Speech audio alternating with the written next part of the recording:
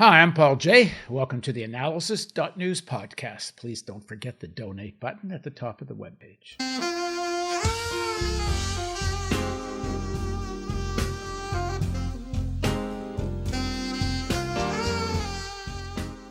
I wrote a piece titled The Real Coup on January 6th, saying that Mitch McConnell set a trap for Trump, knowing that Trump would incite his adoring crowd to storm the Capitol building. The sergeant-at-arms who controls the Capitol Police, who was nominated by the majority leader, that means McConnell, and serves the Senate, and it's the majority leader who speaks for the Senate, with weeks to prepare, did not follow the most basic security protocol and set up a security perimeter around the building.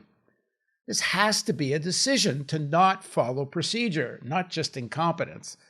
The internet was full of plans to storm the building amongst the far-right groups. Steve Bannon had said the war starts on November 3rd. How do you not call in overwhelming policing to make sure the building is protected? If it wasn't McConnell directly, then the sergeant-at-arms made a deliberate decision not to follow protocol. But McConnell had to be informed of it. It was far too a political decision to be left up just to what's called the executive of the Senate, who's in charge of many, many things. It's actually quite a powerful position. He doesn't just guard some doors. Of course, I don't have any hard evidence of such a conspiracy, but surely there's at very least enough evidence that a full inquiry must be held, and not just by the Senate itself. Why would McConnell do this? Because Trump was clearly going mad. He contributed to the GOP losing 2 seats in Georgia. He was threatening not to leave office. There are even reports that he was trying to get the military to intervene on his behalf. The elites didn't want this chaos. They didn't want this maniac destroying their investors' paradise, as Mark Blythe calls it. And it took only a few hours for the American Manufacturers Association to call for Trump to be removed by the 25th Amendment. Now McConnell, Pence, and Graham, after years of enabling and encouraging Trump, can go down as the men who stood up to him. Trump had outlived his usefulness, and this became a way to bury him.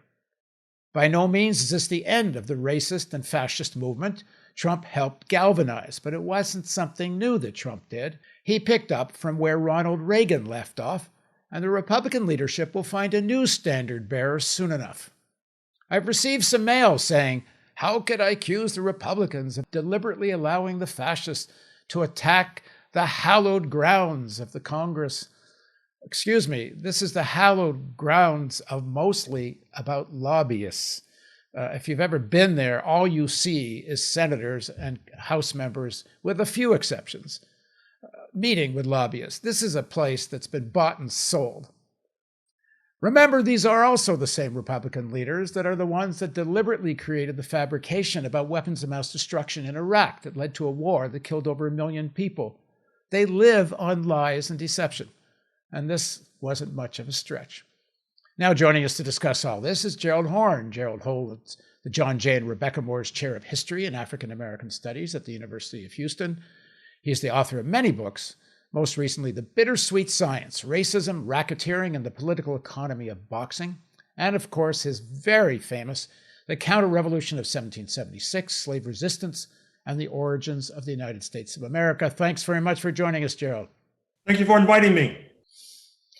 So, first of all, what's your take on how all this went down, and then we can talk more about the significance of it all. Well, the Business Insider on January 8th, 2021 has an article based upon sources in the European Union, sources that cooperate with the United States in terms of security, that suggests that what took place in Washington on January 6th was not a failure of security, it was a failure of a coup d'etat. In that regard, let me point folks to the striking op-ed piece that appeared in the Washington Post on January 4th, 2021, by all surviving former Pentagon chiefs led by Dick Cheney and Donald Rumsfeld, somehow warning the US military not to get involved in domestic politics.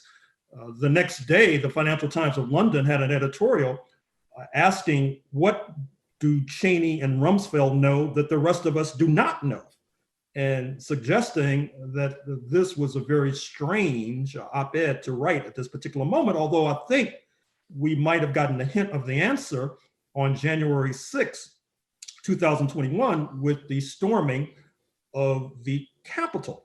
Now, this leaves a number of open and nagging questions. First of all, with regard to the US ruling elite, the 1%, they have had a very useful model for themselves, whereby non-elite Euro-Americans, for the most part, 70% in Georgia, 90% in Mississippi, Alabama, vote for the GOP. And in return, the GOP shows up in Washington and pushes tax cuts for the wealthy and other giveaways. The non-elites have not done as well, shall we say, through a burst of understatement. And a possible result was the storming of the Capitol. It seems to me that the elite may be trapped, that National Association of Manufacturers statement notwithstanding, because they are now relying upon a base that is unstable as nitroglycerin. With regard to the non-elites, it seems to me that they will be very difficult to assuage, because I'm not convinced that class-based remedies will be enough to buy them off, so to speak. I'm not sure if a Green New Deal, higher minimum wage, Medicare for all will be enough, unless you can say it's for whites only, because let's be clear, this storming of the Capitol was mostly executed by white supremacists carrying Confederate flags in the Capitol, by Proud Boys, Boogaloo Boys, 3%ers, and all the rest. And I'm not so sure if they are social democrats in disguise, just waiting for social democratic programs. But internationally, it seems to me that there is the biggest danger for the US elite. Even before January 6, 2021, the European Union had brokered an investment deal with the People's Republic of China over the objections, not only of Trump, but Biden. What we have to realize is that part of the fallout from Brexit, the British exit from the European Union, is that Washington's main agent in the higher councils of Brussels, the European Union, has been removed, thereby strengthening French political leadership in the European Union. France, as you know, over the decades, has been an imperialist power that from time to time has been able to buck US domination and hegemony. Mr. Macron, the president, speaks of strategic autonomy of the European Union. And it's apparent that the European Union sees no reason why it should continue to play the pips to the United States Gladys Knight. And so from their point of view, they should engage in a kind of arbitrage between Washington and Beijing, for example. And if the European Union does not sign up for this new Cold War that has been launched by Trump and has enormous support in the United States of America throughout all classes and sectors virtually, it's going to be very difficult for Japan to sign on, for India to sign on. And so the bottom line might be that this is further impetus for the People's Republic of China, which, by the way, has suffered about 4,000 fatalities as a result of the coronavirus, which was the total for one day in the United States of America just a day or two ago. The Chinese economy is slated to grow by 8 to 9% this year. We can only hope that the United States economy will begin to recover by the summer.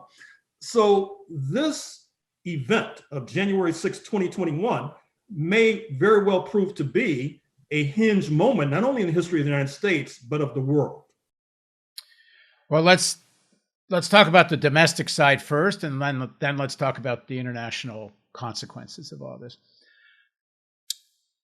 I think the people that stormed Capitol Hill are not going to not storm Capitol Hill because they get Medicare for all, although some of them might need it after it, because the possibility of that being a COVID super spreader event, I think, is enormous. The thousands and thousands of people not wearing masks and all over each other and so on, including what the threat from the COVID point of view of the staff and other people inside the buildings and so on. So Medicare for all actually might help some of these people quite a bit, but I don't think it's going to change their mind anyway, because that kind of fanaticism is into religiosity at the extremes. But of the 75 million people that voted for Trump, a lot of them aren't that. And I specifically think what's important, if the Democrats were to actually pass meaningful reforms that deal with inequality, a large section, and I don't know what the numbers are, but it's significant, of those people voted for Obama in 2008. I think that's the stratum that might actually respond to if their life actually gets better. And maybe even a little broader than that. Most of the people I've talked to who voted for Trump, and I've talked to lots of them, they're just completely cynical about the entire process. We once interviewed this guy at a diner outside Baltimore. And he says, I know Trump is a liar. I know he's a fraud. I know he's a scam. I know he's this. I know he's that.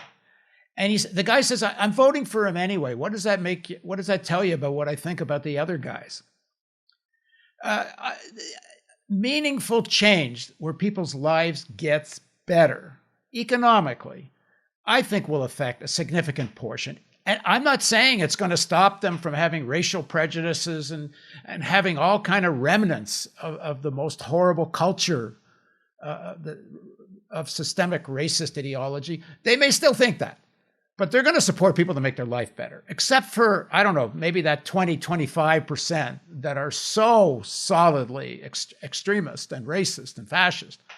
Nothing will change their minds, but a significant number could. But I don't know if you want to jump on that, or I want to jump on something else, but go ahead if you want. Sure. I mean, once again, since we are in the United States of America, we would be remiss if we would not look at this through a racial lens. And with regard to these folks who stormed the Capitol, we should take notice of the fact that they were overwhelmingly melanin deficient, as they say in some quarters, and that the base for Trump is of a similar character.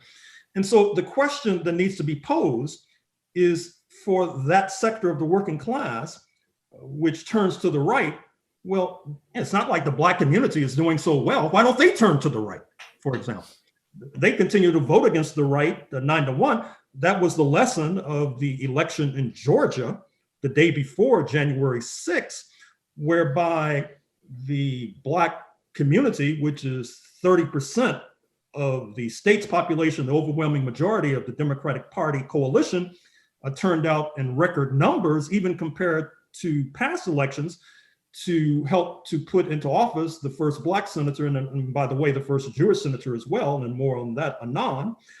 And I don't think that we should necessarily assume that class-based measures, once again, will be enough to assuage those members of the working class who vote for Mr. Trump. Although I agree wholeheartedly, 1,000%, that these measures should be promoted and pursued aggressively. Medicare for all, Green New Deal, raise the minimum wage, moratorium on evictions, and all the rest. But at the same time, I think that strategically going forward, one of the other points we must emphasize is a fierce crackdown on the violators of the law on January 6, 2021. Not only because they violated the law, but also I think it will introduce further strains into the Republican Party coalition, just like the strains you see erupting today between those Republicans who, even after the storming of the Capitol, voted to decertify the Electoral College results, and those Republicans who voted to certify the Electoral College results. And then it takes these dangerous elements off the streets, which I think might be useful to the ongoing health of people like myself, for example. It's a deterrence because the inauguration is coming up. There are other key dates that are coming up. We keep hearing these stories about how many of these forces have not left Washington, D.C., how bombs have been discovered in Washington, D.C. We all saw the pictures of the noose that they built on the grounds of the Capitol. We all know that in terms of right-wing literature, the Turner Diaries, for example, part of that fictionalized story involves, I'm afraid to say, lynching of various legislators. We all know that as we speak in Lansing, Michigan, there are militia members under detention who had a harebrained scheme, at least I hope it was a harebrained scheme, to enter the Capitol building of the state of Michigan, to take legislators hostages, to blow up the building in a made-for-television exercise, and then to execute many of the legislators. And of course, they had a plan to execute Gretchen Whitmer, the governor of Michigan, who of course had been baited by Mr. Trump repeatedly because of her lockdown measures. Gretchen Whitmer also happens to be Jewish, and there hangs a tale, because I don't think that we should downplay the anti-Semitism of these ultra-righteous forces, these pro-Nazi forces. Once again, Joel Ossoff, the first Jewish senator elected from the state of Georgia, who coincidentally is elected the day before the storming of the Capitol. This comes approximately 105 years after the lynching of Leo Frank, a Jewish entrepreneur in Georgia, which was a turning point, a hinge moment in terms of the civil rights movement, because it induces more Jewish Americans to enter with full force the civil rights movement, the anti-Jim Crow movement, joining the NAACP, contributing to the NAACP, et cetera. And so once again, I think that we should realize in the United States that a deep hole has been dug for ourselves, or perhaps we should say we have dug a deep hole for ourselves, because with the McCarthy period in particular, which led to a weakening of progressive labor and a weakening of class-based organizations, it created an ideological vacuum that then was filled with the kind of right-wing populism that Donald J. Trump exemplifies. As we speak, on the horizon, it does not appear to be any glimmerings of a rising of a new left-wing labor movement. And in that regard, let me point to some of the other pitfalls we'll have to navigate going forward. Bernie Sanders expressed public sentiment in favor of being appointed Secretary of Labor.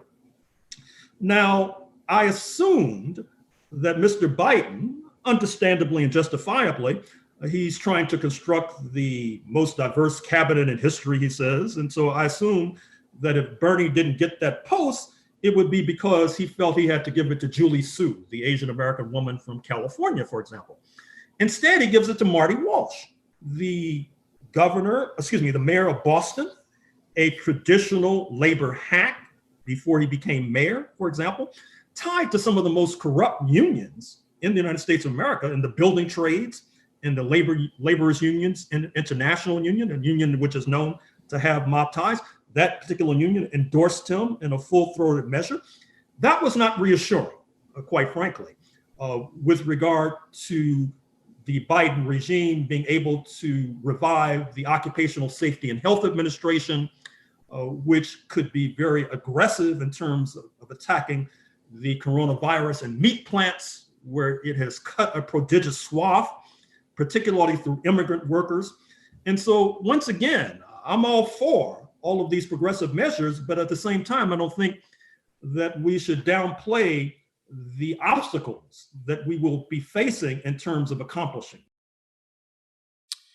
Yeah, I think it's this very strange moment, in a sense, because of what happened on January 6th and the disarray of the Republican Party. It's going to be more difficult for them to be as obstructionist as they might have been in the Senate, which in theory frees the hand for more progressive measures. Although it's very interesting. I watch a lot of Fox these days. And before the Georgia election, many of the pundits on Fox were saying secretly they thought Biden was hoping the Republicans would win Georgia, because at least he's have an excuse not to have to do the progressive things that people are pushing him to do. It's this very freaky moment, existential threat of climate change that They seem to understand the threat, but they certainly don't seem to want to go where they need to go, they being the Biden administration, to actually deal with it.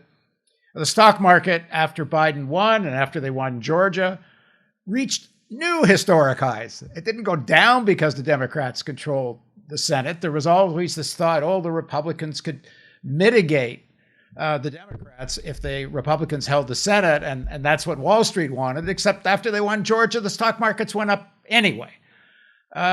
So the one thing that maybe is a positive in this story is that because the Democrats lost seats at the House, the clout of the progressives in the House is a little stronger than it might have been otherwise.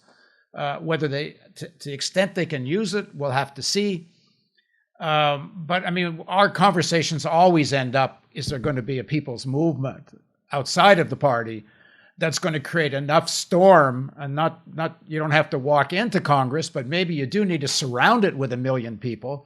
I mean, there needs to be mass mobilization to force through some of the kinds of measures that we're talking about. And it's not just about inequality, it's about the existence of human society. Both in terms of climate, nuclear weapons, and who knows, I was going to say the next pandemic, but this one's far from over. But going back to the events of January 6th, one of the things I'm struck by is and I made a little reference to this in the intro, the hallowed house, the people's house, the place of democracy and all this. Anyone that knows what goes on in there is that it's rife with corruption. It's not every member, but most, whether it's the military-industrial complex or whether it's finance. It's the house of lobbying and the media and everybody making such a thing about what happened there. The threat to democracy. There's no insurrection without the military. And if Trump was trying to get the military involved, which I don't doubt that he probably was, given the kind of crazy phone calls and that letter you referred to from the former secretaries of defense, there must have been something going on there. And maybe that helped spur my theory that McConnell, Graham, and Pence realize now has the time to bail on this guy. He's so gone over the edge. But the term of insurrection of these people who just broke into the buildings, to me, it's such an exaggeration. And it's all on the Democrat side, for partisan political advantage. Finally, they got Trump. They couldn't get him on the Ukraine. They couldn't get him on Russia. Well, finally, they got him.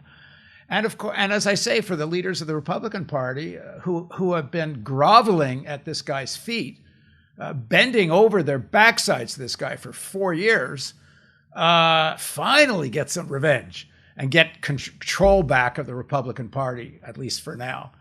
I don't know. That's what do you think? Well, first of all, I think it would be worthwhile to pursue an impeachment measure that would lead to the consequence of Mr. Trump being disqualified from running for public office again, particularly since we suspect that he's gearing up already for 2024. And I'm not sure if the Trump wannabes, Ted Cruz, Josh Hawley, even Tom Cotton of Arkansas, have the chops or the muscle to emulate one Donald J. Trump. And so I think that would be a good strategic move to pursue. Secondly, to touch another important base, I agree with the consensus that even Joseph R. Biden has articulated, that Black Lives Matter movement people would have been treated differently in the Capitol. And as others have said, certainly left-wing protesters, anti-war protesters would be treated differently. But the problem is that even the radicals in the United States don't seem to realize that that's not some sort of coincidence, that's a feature, not a bug of the system. And that's because I don't think that they understand adequately the history of this country, the fact that settler colonialism is a term that's generally absent from their vocabularies in this settler colonial society. It would be as if in pre-19th 94 South Africa, the term racism was absent from the vocabulary of folks in South Africa. And then that brings me back to the ideological weaknesses of the United States, which afflicts and affects all sectors. I think of the NAACP, which by all measures should be a kind of broad church with many pews, like the African National Congress aspired to be at one time, where you would find both communists and capitalists. Of course, the NAACP, like most organizations, including the ACLU, went through a purge during the McCarthy era, has yet to apologize for this purge, has yet to make amends for this purge, and of course, has not had a word to say about the fact that the great Paul Robeson, the leading actor and activist of his generation, was basically skewered by the NAACP. And certainly the progeny of Paul Robeson have been treated likewise. So how are we going to dig ourselves out of this deep hole when you have an organization that purports to represent the Black community, which votes most heavily against the right, tends to be apprehensive and nervous and afraid about confronting this anti-left psychosis, which afflicts the United States of America. Now, this also means that in terms of the measures that need to be pursued, for example, move the money. As certain activists have pointed out, the United States spends $740 billion a year on, quote, defense, unquote, but yet was not able to defend the Capitol building. I mean, something is wrong here. And it reminds me of the domestic slogan of defund the police. That is to say, you take money away from the police and put it into social workers, for example, because you don't need a man or a woman with a gun to write up traffic tickets or to file accident reports or to respond to noise complaints. Likewise, you don't need to give the military industrial complex $740 billion, particularly when it creates these ancillary problems of sending the flower of youth overseas to settle political disputes through the barrel of a gun in Afghanistan and Iraq, and then come back, and as they have tended to do, join the Three Percenters, the Proud Boys, the Boogaloo Boys, and once again engage in that blowback and try to settle political disputes domestically through the barrel of a gun. It's clearly a case of chickens coming home to roost. And with regard to Fox News, in terms of their misdirection, with regard to saying that Biden was secretly hoping that the Democrats would not control the Senate, well, these are some of the same people who are telling us that it was not the alt-right, so-called, who stormed the Capitol. It was actually Antifa. These were actually left-wingers in a total false flag operation who invaded the Capitol and trashed the Capitol, et cetera, even though there is tons of visual and photographic evidence to the contrary. Which brings us back to the Democrats. And I know that many people are optimistic, and I don't want to rain on their parade. But at the same time, you still have Democrats like Joe Manchin of West Virginia, who has a D after his name, but for many purposes could just as well have an R after his name. And given the arcane rules of the US Senate, which and somehow mandates you need 60 votes to pass measures as opposed to 50 plus one, it's still going to be an uphill climb and tough sledding post January 20th, not only because of what I've just articulated in the last moment, but also because of these ideological weaknesses that I've tried to outline and sketch.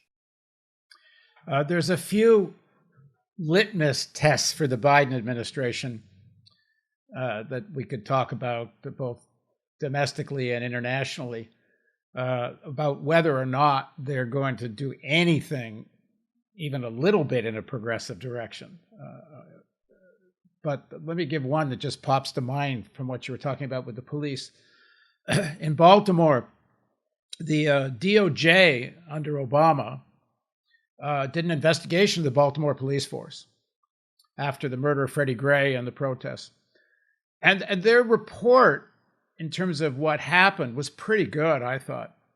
In several places, the report said that the constitutional rights of citizens of Baltimore were violated every single day by the Baltimore police force. And they use that phrasing, the constitutional rights were violated every single day. And it reminded me, we once had a meeting down there where after some whistleblowing, and people were talking about the rise of a police state. And Eddie Conway stood up and said, I'm glad you guys are finally getting it, but we've been living in this for decades in Baltimore. But I think a litmus test for the Biden administration, and I'm not a fan of this slogan, defund the police. I think it just scares people for no reason. I think community control of police is better, but I got another one. Purge the police. Purge the police of racists. Purge them of fascists. Fire them. Not just obviously put people the cops that are shooting black men and Latinos and others, put them in jail, of course. But the culture within the police departments needs to be purged. And the DOJ would have a power to do something like that. The will is another story altogether. What are some litmus tests that you might want to say we will judge this administration by? Well, so far, not so good. I mean, I'm looking at these cabinet appointments, for example. I've already made reference to Marty Walsh, the incoming Secretary of Labor, assuming that he is confirmed. That was not reassuring. The incoming Attorney General, Merrick Garland, that's not reassuring, because if you're really concerned about criminal justice issues and this question of police, which is tearing this country apart, witness the controversies in Kenosha, Wisconsin, Ferguson, Missouri, and all the rest, well, you would think that Mr. Biden would have wanted to make a statement there by appointing someone other than Mr. Garland, particularly since he said after he was confirmed as the victor that he owes a debt of gratitude to the Black community, which rescued his tattered campaign in South Carolina and put him back on his feet so that he could charge ahead to win the nomination. Well, thus far, I don't really see him repaying that historic debt. And with regard to defund the police, well, it's interesting. Paul Butler, who's a law professor at Georgetown and a specialist in criminal justice, he wrote an op-ed for the Washington Post after Mr. Obama had made a similar criticism of that slogan. And Paul Butler pointed out that for years, the progressive movement had a slogan of justice reinvestment. Nobody ever heard of it. And then they came up with defund the police, and now there's an outcry. And in any case, I think that it's very curious that the Democratic Party in 2000 blamed the victory of George W. Bush on the Greens and Ralph Nader. In 2016, they blamed the defeat on Jill Stein. And so the message is that people with left-wing platforms and left-wing slogans should enter en masse the Democratic Party, which many of them did in 2020. But then afterwards, you had centrist Democrats complaining that left-wing slogans like defund the police contributed to down-ballot losses for the Democrats in the House in particular. And so the message is to left-wing people, you shouldn't run independently. You shouldn't raise your slogans within the Democratic Party. You should just become a centrist and shut up and sit down. And I don't think that that's a reasonable approach, to put it mildly. And I don't think it's going to work, secondly. Yeah, I don't disagree with that, but I just on that particular slogan, not that I have any say on these things, but community control of the police, I think, is more important principle. Of course, police budgets should be cut in half. I mean, it's ridiculous, the militarization of the police. I'm for defunding police. I just think it's a shitty slogan. More important is community control. And as I say, I like the slogan "Purge the police." Even in Baltimore, I would say the majority of the cops, and not just the black cops, they know who the racists and the fascists are. And honestly, most of the corruption the real serious corruption of which there's endless amounts in Baltimore and cities across the country, it's these same racists and fascists that are involved in most of the hardcore corruption. They seem to go well together. The Brennan Center at New York University Law School has done report after report, basically substantiating the fact that you just articulated, which is that police departments from the Atlantic to the Pacific and out into Honolulu are infiltrated heavily by right-wing ultra-righteous forces, which helps to explain and explicate the extreme levels of police terror that leads to tragedies in Staten Island with Eric Garner, in Ferguson with Michael Brown, in Kenosha with Jacob Blake. The list is long and the list is endless. It's also, once again, to return to the international front, now being debated at the Human Rights Council of the United Nations. In fact, we expect some sort of judgment of some sort within a few weeks, ideally during Black History Month, February 2021. The best case scenario, and I'm not saying this is going to happen, but the best case scenario would be that member states of the United Nations have a mandate per the Human Rights Council to impose sanctions on the United States government because of its uncivilized policies with regard to police misconduct and police terror, not unlike the sanctions that have been imposed upon Iran, Venezuela, Cuba. And once again, to bring this full circle, January 6, 2021, I dare say, will be a factor in the deliberations, because even the president of Zimbabwe said, in expressing a viewpoint that's held widely throughout Africa, what gives the United States the right to pronounce on democracy and democratic rights after January 6, 2021? And hopefully we'll see the impact and import of that particular utterance in Geneva, Switzerland, at the Human Rights Council within a few weeks. So before we end, let me just ask you about the significance of the Georgia Senate races. It's very significant, and I think also too much should not be made of it. What I mean is that the result in Georgia was a direct result of political economy. What I mean by that is that beginning in the 1970s, as the Voting Rights Act of 1965 began to assert itself and Black Americans began to exercise the franchise, where before they were not able to, you saw the election of the former chief aide to Martin Luther King Jr., Andrew Young, as both congressman and mayor. You saw the election of Maynard Jackson following Andrew Young. Andrew Young, in particular, you may recall, was former United Nations ambassador under Jimmy Carter before being sacked because of alleged untoward dealings with the Palestine Liberation Organization. But he used those contacts as United Nations ambassador to come back to his city, Atlanta, and help to attract international businesses to Atlanta, turning it from a sleepy capital into something of a metropolis, even a cosmopolitan metropolis. By some measures, the airport in Atlanta is the busiest airport on planet Earth. It happens to be named after Maynard Jackson, his Black American successor as mayor. With the transformation of Atlanta, you saw the influx of more Asian Americans. You saw the influx of more Latinx folk as well. You saw more Blacks returning from New York City and Boston to Atlanta.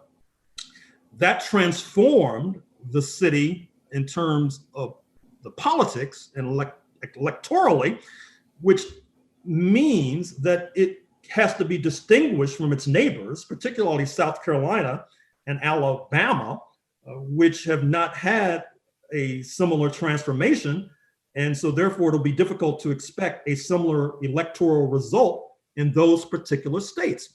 I would also be remiss if I failed to acknowledge the particular role of Stacey Abrams, the Black woman who ran for governor in 2018, lost by 55,000 votes, charged justifiably that there was hanky-panky that prevented her from winning, and then formed organizations that not only began to try to reform voting laws, but also began to try to organize people, as opposed to the usual Democratic Party strategy, which is flood the airwaves, give money to people who own television stations by running these ads, and who own radio stations, as opposed to registering people to vote, for example, and organizing caravans to vote.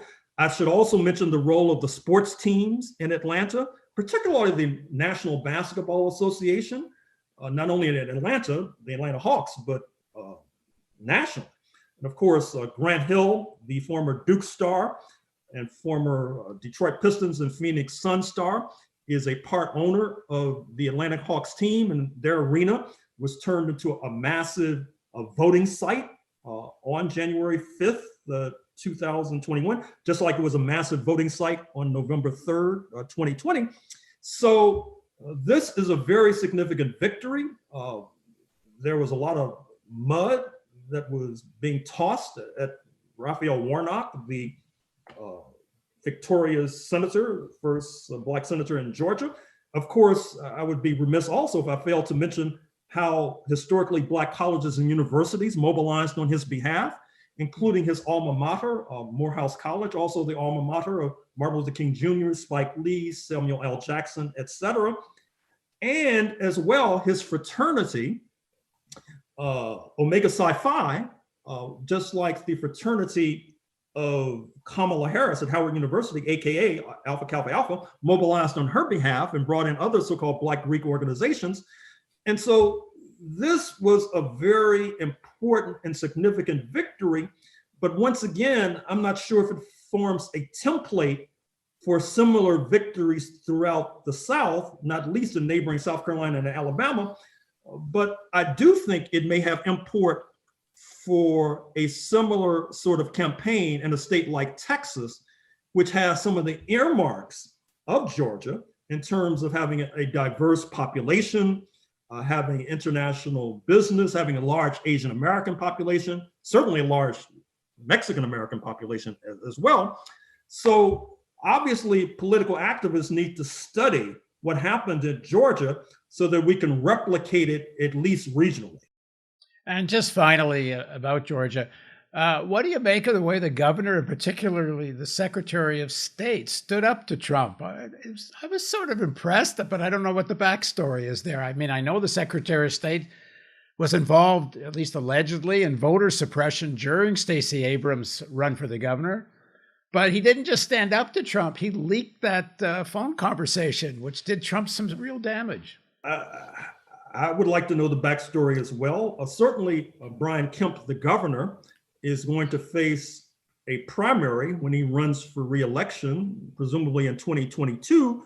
And I'm not sure he'll be able to prevail because, once again, I think that part of the story of the United States that's oftentimes neglected, and as January 6th to come full circle helps to exemplify, in a strange sort of way, it exemplifies a left-wing dictum, which is that the people are the motive force of history.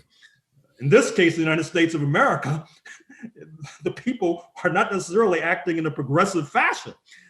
And that helps to explain part of the problem in confronting the Republican Party, because a lot of the reactionary energy oftentimes is coming from the grassroots. And they're pushing the leaders. And I think that Josh Hawley and Ted Cruz were responding to the grassroots when they tried to decertify the victory of Joseph Biden. And if I'm not mistaken, polls suggest that a good deal of the Republican base continues to feel that Mr. Trump was cheated out of the election, that there was fraud in the election. The good news there, because every cloud has a silver lining, is that might have suppressed turnout on January 5th, allowing for Raphael Warnock and Mr. Ossoff to triumph in these two senatorial races. All right. Well, thanks very much, Gerald. Thank you. And thank you for joining us on the Analysis.News podcast. And again, please don't forget there's a donate button at the top of the webpage.